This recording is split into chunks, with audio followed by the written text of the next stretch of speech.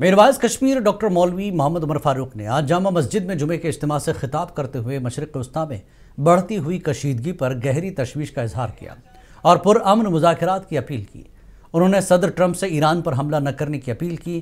انہوں نے شبیر شاہ کے لیے فوری طبی امداد کا بھی مطالبہ کیا۔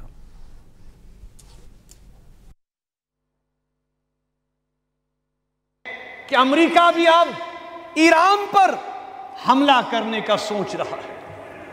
بزرگوں، دوستو، اس سے زیادہ اور خطرناک صورتحال کیا بن سکتی ہے؟